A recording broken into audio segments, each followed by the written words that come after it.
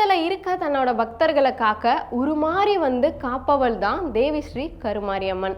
அம்மன் தன்னோட உருவத்தை எடுத்ததுக்கு அப்புறமா கஷ்டப்படுற தன்னோட பக்தர்களுக்கு பல்வேறு வகையான அற்புதத்தையும் அவங்க கண் முன்னாடியே நடத்தி காட்டினாள் அப்படின்றது தான் வரலாறே.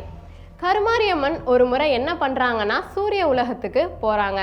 அங்க தன்னோட நிஜ உருவத்துக்கு பதிலா ஒரு வயதான குறி சொல்லும் மூதாட்டியா போறாங்க. அப்ப சூரிய பகவான் அவங்கள பார்த்து யார் இந்த கிழவி அப்படின்னும், அது மட்டும் இல்லாம இவங்க குறி சொல்லக்கூடிய அந்த தொழிலையும் ரொம்பவே ஏளனமா பேசி கேலி கிண்டல் பண்ணியிருப்பாரு.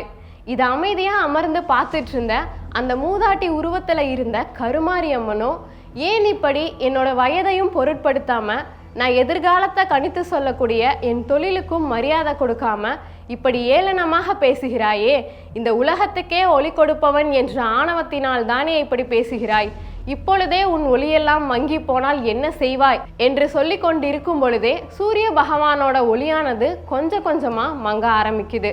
அதை பார்த்து பயந்து போன சூரிய பகவானோ அந்த மூதாட்டி உருவத்துல வந்தது ஒரு சாதாரண பெண்ணல்ல, சாட்சாத் அந்த ஜெகன் மாதா தான் அப்படின்றத உணர்ந்து, தாயே என்னை மன்னிக்கவும், தாயே என்னை காத்தருளுங்கள், மீண்டும் என் நிஜரூபத்தை தந்து அருள் கூர்ந்து என்னை மன்னிக்கவும்னு அம்மனுடைய திருவடிகள்ல விழுந்து மன்றாடினாரு.